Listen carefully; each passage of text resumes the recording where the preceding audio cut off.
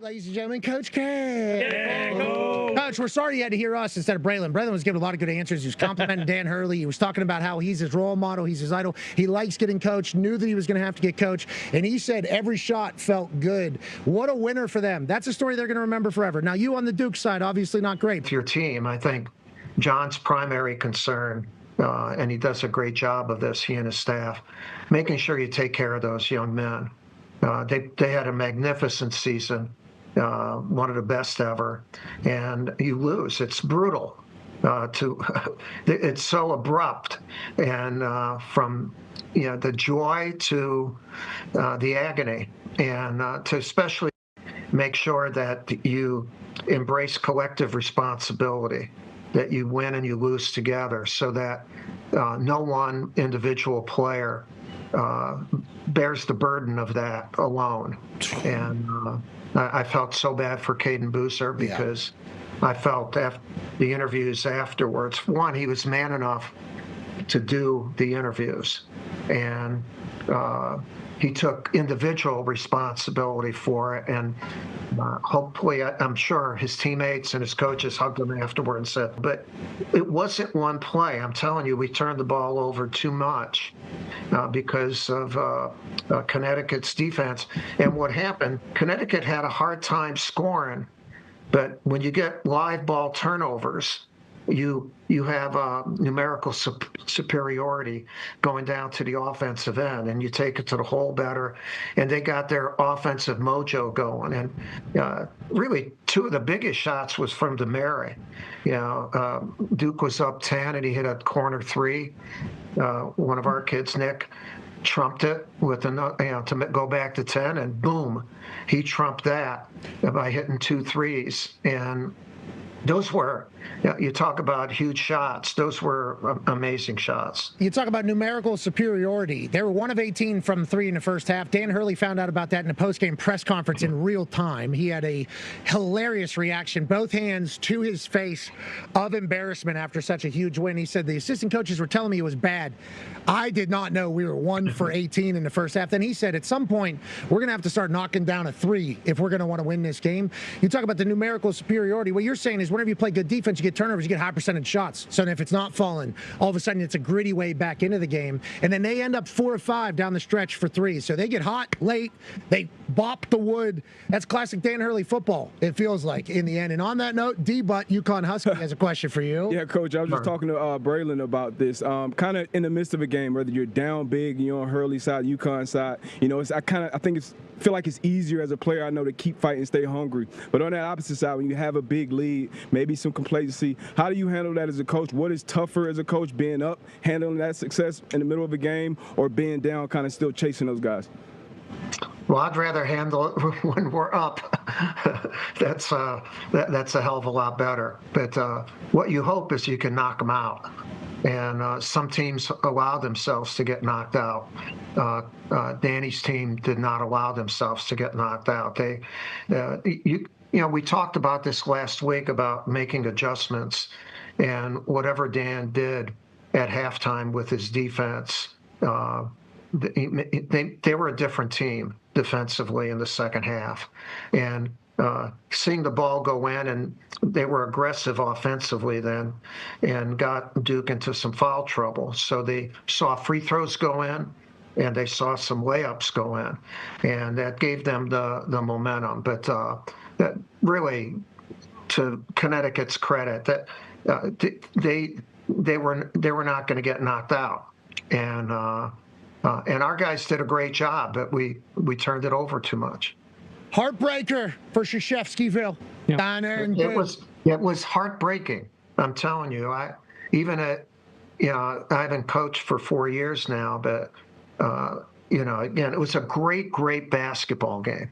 Not a good one. It was a great game, and I had I could not fall asleep last night. I felt like I was part of that, and then you're thinking about all these individual kids and how you're going to take care of them, and there's such great empathy for our guys. I mean, obviously I'm a Duke guy, and and have concern for them, and still do, because that's a tough one to get over. How old are you? I'm 79. Man, still staying awake 4 years removed. Yeah. Beast. That's going to happen forever. Love of the game. Yeah, it's going to happen forever. I don't know. That's why we're talking about with your hair, Yeah.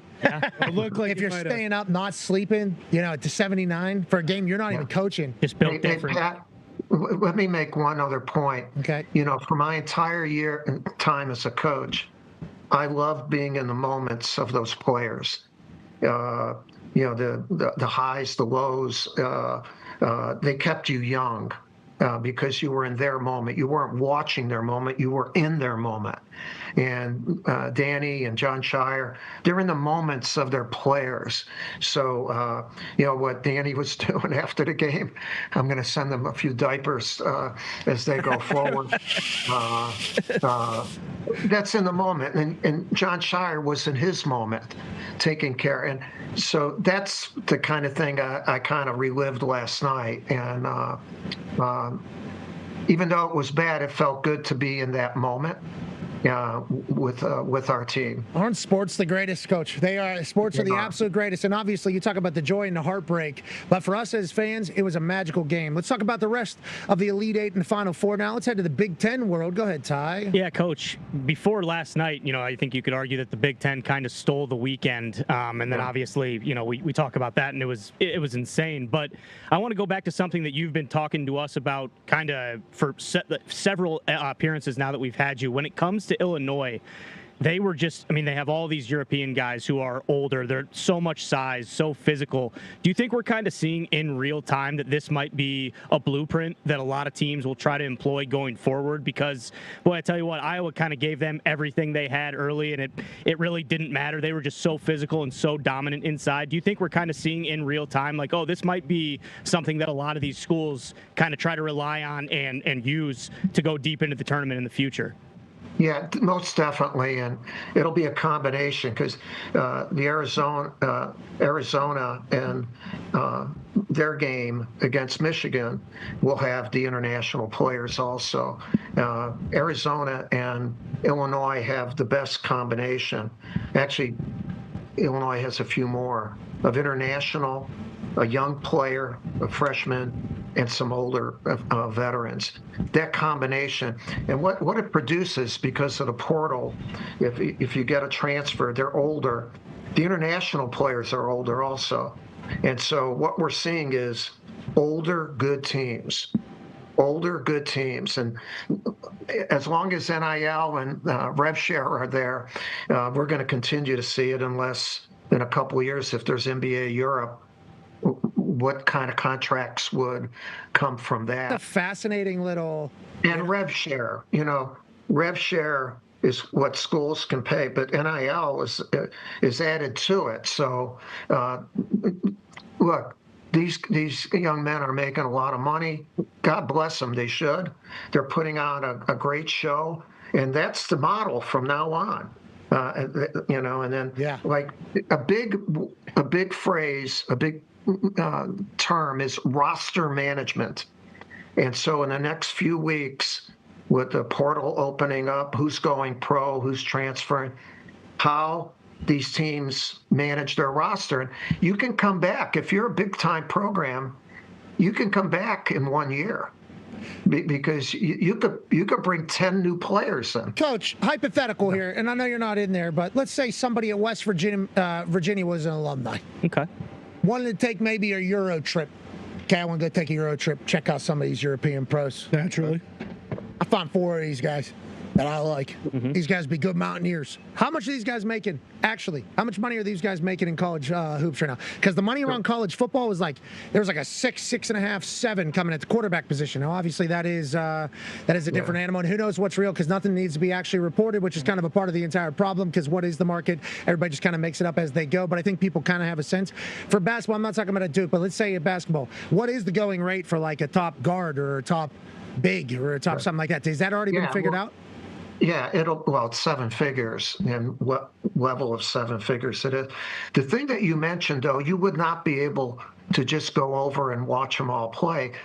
In Europe, they don't. Now, wait a minute. You would have to do a tour, because we're able to see high school kids when they go to AAU tournaments, a group of them together. The international players are all over Europe. You might go and see one, then see another, or whatever. So really, the job under Coach Underwood's done at Illinois is fantastic. He seems to have fallen in love with the Eastern European player, and they're good. And you do that. That means his staff must spend a lot of time, or a member of his staff, going over and visiting different places and having contacts in Europe.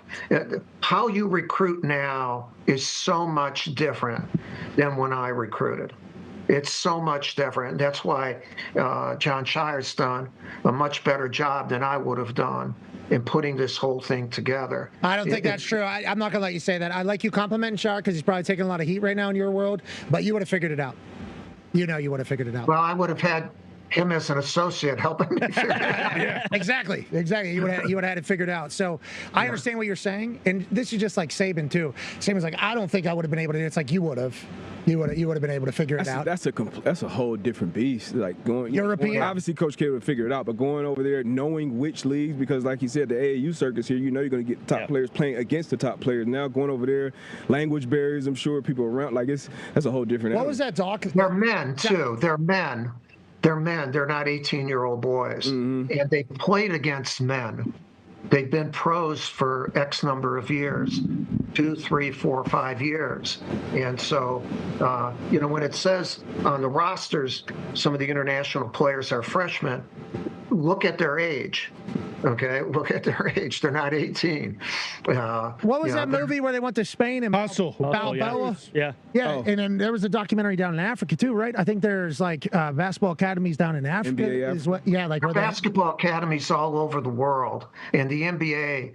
I've worked for the NBA now for the last 3 years. The NBA has done such a great job of global management of the game and the teaching of the game, and so there are just more good players in the world than ever.